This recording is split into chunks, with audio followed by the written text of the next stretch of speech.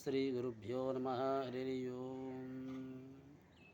ఓం శుక్లాంబరధరం విష్ణుం శశివర్ణం చతుర్భుజం ప్రసన్నవదనం ధ్యాయేత్ సర్వవిఘ్నోపశాంతయే. అగజానన పద్మార్గం గజాననమానుషం అనేకదంతం భక్తానం ఏకదంతముపాస్మయే. ఓం నారాయణం నమస్కృత్యం నరం చైవ నరోత్తమం దేవీ సరస్వతిం వ్యాసం తదో జయముదీరయతే. సభాభ్యాం సభాపతిభ్యశ్చ భో నమో నమః. ఈరోజు 24వ రోజు వైశాఖ మాసంలో 24వ అధ్యాయాన్ని పఠిస్తాం. అంబిరసంతో నారద మహర్షి ఈ విధంగా వైశాఖ మహత్యాన్ని వివరించుచు, శృతుదేవుడు శృతకీర్తికి శంఖువ్యాధులు సంపాదనను వివరించుచు ఎట్లాను. శంఖమును మాటలు విని కిరాతకుడు ఎట్లాను, స్వామి విష్ణువును ఉద్దేశించి చెయ్యే ధర్మమును పూజలు ప్రశస్తం.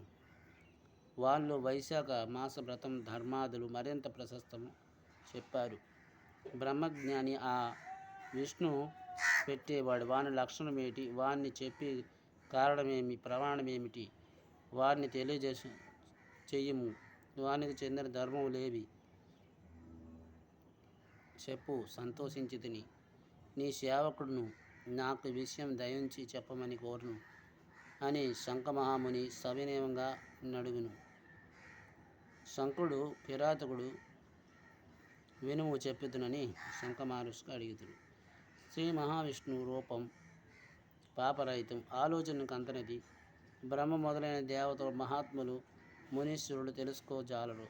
శ్రీ మహావిష్ణుమూర్తి శక్తి గుణము సర్వత్ర సంపూర్ణంగా నిశ్చయంగా సమస్తమునకు అధిపతి అయిన గుణరహితమైన నిష్కలుడైన అనంతుడు సచ్చిదానంద రూపుడు, చరాచర స్వరూపం సాటి లేనిది. దీనికి అధిపతి ఆశ్రయమును శ్రీ మహావిష్ణువు. ఇవన్నీ పోయినను శ్రీహరి స్థానం పోదు. ఆయను నిత్యుడు, ఉత్పత్తికారకుడు, స్థితి సంహారకర్త. విని అతృప్తి ప్రకాశం ఇందు మోక్షమును విని ప్రసన్నచిత్తుడై నివృత్తులై పరమాత్మ జరుగును. ఇదే పరబ్రహ్మ లక్షణం. ఇతడే పరబ్రహ్మని జ్ఞానుల అభిప్రాయం. జ్ఞానులు శ్రీమన్నారాయణుని పరబ్రహ్మని చెప్పుదురు. చతుర్ముఖ బ్రహ్మ మున్నిగిన వారితో బ్రహ్మపదం చతుర్ముఖాదులతో సార్థకము కాదు. పరబ్రహ్మమైన శ్రీమన్నారాయణ అంశ భాగము పొందిన చతుర్ముఖ బ్రహ్మాదులు పరిపూర్ణమైన పరబ్రహ్మమునకు నచ్చుతూ ఆ అచ్యుతులకు ప్రార్థించుచు జన్మరాహిత్యమును మాత్రము వలన శ్రీమన్నారాయణుచే సర్వవ్యాపకమైన పరబ్రహ్మ పదార్థము వేదాంతము కూడా నిర్ణయించినది. శాస్త్రములు, వేదములు, శృతులు, పురాణములు, ఇతిహాసములు, పంచరాత్రాది ఆగములు, భారతం మున్నిగిన వారి చేత పరబ్రహ్మైన శ్రీమన్నారాయణ తెలుసుకొని వీలగును. మరి వేద విధిములతో తెలుసుకోజాలం. కావున వేదాదులు నేరుగుని వారు పరబ్రహ్మమైన శ్రీమన్నారాయణను నేరజాలడు. పరదయమైన వేదవేద్యుడు సనాతుడైన శ్రీహరిని ఇంద్రియాల చేత అనుమానాది తర్కముల చేతను తెలుసుకోన ఆవశ్యకం కాదు. ఇతను అవతారముల కర్మలను తమ బుద్ధి కొలది తెలిపే కొన్ని సర్వజీవులైన అధిష్టాన ముక్తిని పొందుచున్నారు. శ్రీహరి మయమును క్రమక్రమంగా నేరుగా వలనని ఇతరు సర్వశక్తి సంపన్నుడని దేవతలు, ఋషులు, పితృదేవతలు, ముని వారు ఒక్కొక్క విధమైన శక్తిని కలిగి ఉన్నారు. బలం, జ్ఞానం, సుఖం మున్నిగినవి అనిచే ప్రత్యక్ష ఆగమ అనివాద ప్రమాణలచే సర్వ ప్రాణులచో మనుష్యుడు ఉత్తమై ఎరుగు వలనని, అట్టి మనుషుడి కంటే జ్ఞానవంతుడి వలన రాజు 100 రెట్లు గొప్పవాడని, అట్టి రాజు కంటే మనస్సు గంధర్వుడు మరినోటి గొప్పవాడని, తత్వాదిగా మామూలుగా దేవతలు మనుష్య గంధర్వులతో మరో రేటు గొప్పదని ఎరుగుదురు. అట్టి దేవతల కంటే సప్తఋషులు గొప్పవారని, సప్తఋషుల కంటే అగ్ని, అగ్ని కంటే సూర్యుడు, సూర్యుడి కంటే గురువు, గురువు కంటే ప్రాణం, ప్రాణం కంటే ఇంద్రుడు మిక్కిలి గొప్పవారని బలవంతులు. ఇంద్రుని కంటే గిరిజాదేవి, ఆమె కంటే జగద్గురు శివుడు, శివుడి కంటే మహాదేవి బుద్ధి, బుద్ధి కంటే మహాప్రాణం గొప్పది. అట్టి మహాప్రాణం కంటే గొప్పది లేదు. ఆ ప్రాణం నందు సర్వం ఉన్నది. ఆ ప్రాణం నుండి ప్రాణాత్మకమైన విశ్వం ఉన్నది. పుట్టినది సర్వం ప్రాణమునందే కూడి ఉన్నది. ప్రాణం వలన సర్వం కదిలిచున్నది. నల్లని మబ్బు వలె ప్రకాశించు ఈ ప్రాణమును సర్వాధారమని పెద్దలు చెప్పుచున్నారు. లక్ష్మీ కటాకం నుంచి ప్రాణము నిలిగి ఉన్నది.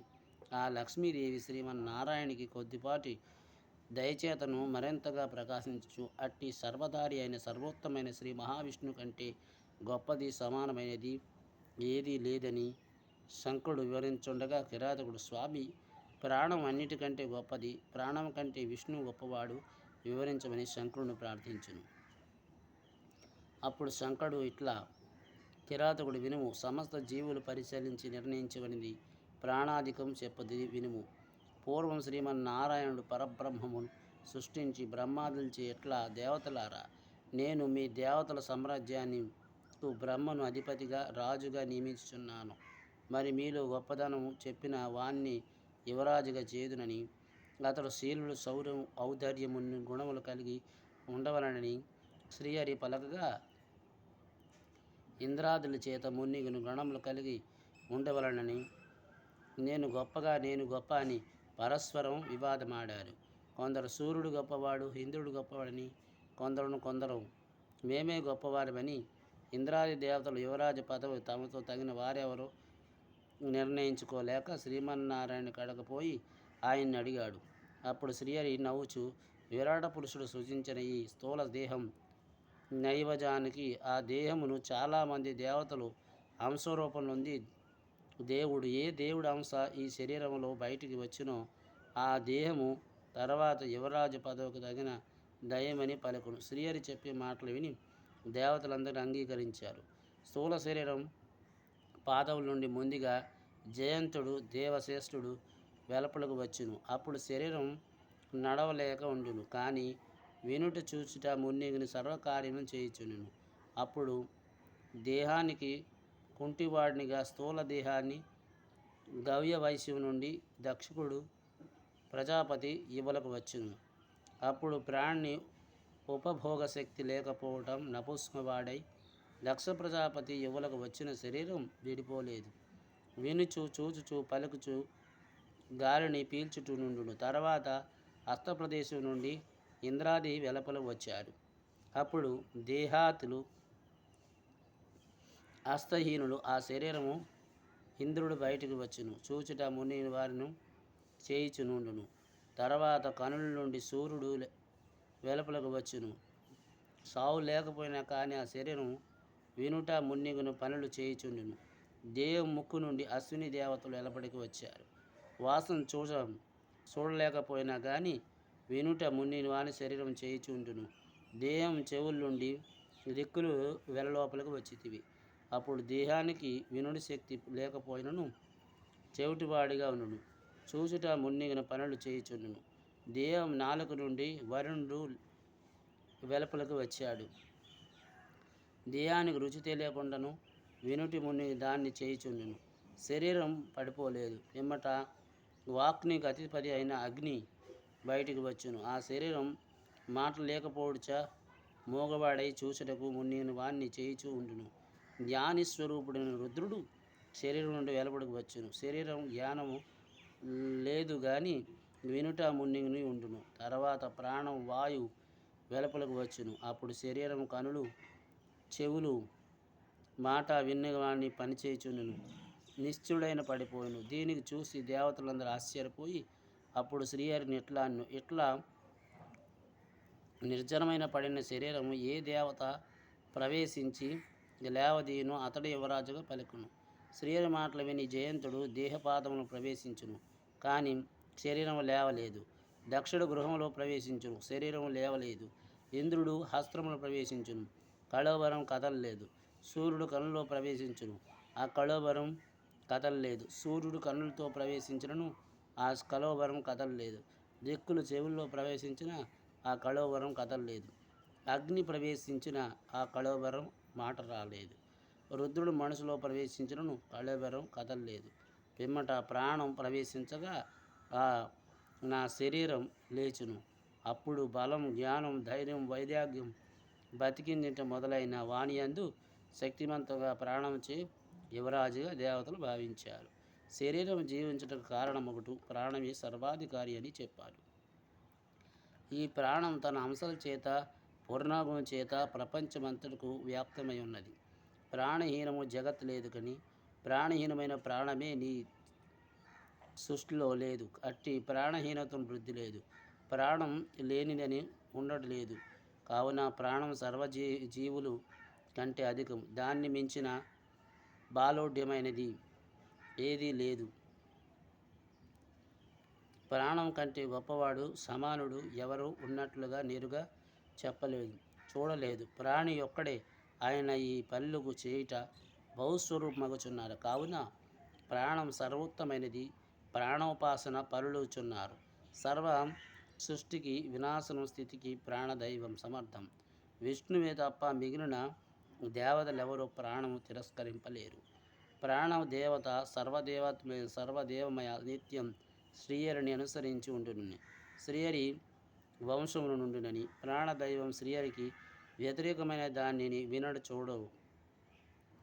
రుద్రుడు ఇంద్రుడు మున్నిగిన శ్రీహరి వ్యతిరేకమును చేశారని ప్రాణమైన మాత్రం శ్రీహరికి చెప్పుచు వ్యతిరేకం చేయదు. కావున ప్రాణం శ్రీహరికి బలమని. కావున శ్రీ మహావిష్ణు మహిమను లక్షణమును తెలిసే జీవి పూర్వకర్మ వశత్ సిద్ధమై స్థూలం తన శరీరమైన ఉన్న కుబుసం విడిచినట్లుగా విడిచి తుదికి సర్వోత్తమైన వినాశమైన శ్రీహరి పాదములు చేరుచున్నది. అప్పుడు శంఖమాముని వివరించాడు. ఆ మాటలు విన కిరాతకుడు ప్రసన్న మనసుతో సవినయంగా మరలా శంకునికి ఎట్లా అను, స్వామి, లోకమున ఎందురు ప్రసిద్ధి పొందలేదు కాలేదు అంటే, స్వామి బ్రహ్మజ్ఞాని మహానుభావుడు జగద్గురు సర్వేశ్వరుడగు ప్రాణం యొక్క మయమును లోకమును ఎందరూ ప్రసిద్ధం కాలేదు. దేవతలు మునులు మహాత్ములు వారి మహిమ లోకము పురాణలందు నిలబడుచున్నది. కానీ ప్రాణపురుషుని మహిమ ఎందుకు ప్రఖ్యాతం కాలేదని ప్రశ్నించును. అప్పుడు శంఖమహాముని ఇట్లాను, పూర్వం ప్రాణోపహ పురువుగా సర్వోత్తరమైన శ్రీహరిని అశ్వమేధ యాగాలు చేసి సేవించిన గంగానది తీరమును పోవును. నాగళ్లతో ఆ నేల దున్నిచు శుద్ధి చేసి యాగశాలను నిర్మించుచు నా తగుడిచే తపోభంగమై కోపించడంటే, యాగశాలను నిర్మించుచు నాగలతో దున్నుచుండగా పుట్టలో తపస్సు చేసుకున్న కన్వ మహర్షికి నాగలు తగిలి విఘ్నం తపోభంగం వచ్చింది. అప్పుడు అతనికి కోపం వచ్చింది. పుట్ట నుండి ఎలుపలకు వచ్చి కోపమించిన ఈ తపను విఘ్నం ఆచరించిన గాన నీకు ముల్లోకములందున ప్రఖ్యాతి ఉండదు, భూలోకం మరింతగా ప్రఖ్యాతి ఉందని శపించును. శ్రీహరి అవతారం ప్రసిద్ధము గానే నీవు మాత్రం ప్రసిద్ధులు కావని అండును. ప్రాణపురుషుడు కోపించి దోషము లేని నన్ను తప్పు చేయకుండా ముని వాని ఇట్లా శపించుదు. కావున కన్వముని నీవు గురుద్రోహివి కమ్మని శపించును. నీ ప్రవృత్తి నందున నిందితువని అనును. కన్వ మహర్షి ముని శాపమును ప్రాణం పురుషుడు భూలోకము ప్రసిద్ధి కాలేదు. కన్వుడు ప్రాణశాపం నమస్కరించి తన గురువు భక్షించి సూర్యుని శిష్యుడైను. కిరాత నీవడిగిన వాణ్ణన్నిటినీ చెప్పి తిని, ఇంకను అడగవలసింది ఉన్నదా నడుగుమని శంకుడు పలుకును. ఆ శృతదేవుడు శృతకీర్తి మహారాజు చెప్పును. ఈ విషయం నారదుడు అంబీరస మహారాజుకు చెప్పాడు. ఇది 24వ అధ్యాయం 24వ దినం సంపూర్ణం. స్వస్తి ప్రజాభ్యాం పరిపాలయంతం న్యాయేన మార్గేణ మహీమహిష్య గోబ్రాహ్మణేషు సమస్త నిత్యం సమస్తలోక సుఖినోవంతు సమస్తలోక సుఖినోవంతు సర్వం శ్రీమామేశ్వర పాద పద్మార్పణమస్తు. స్వస్తి.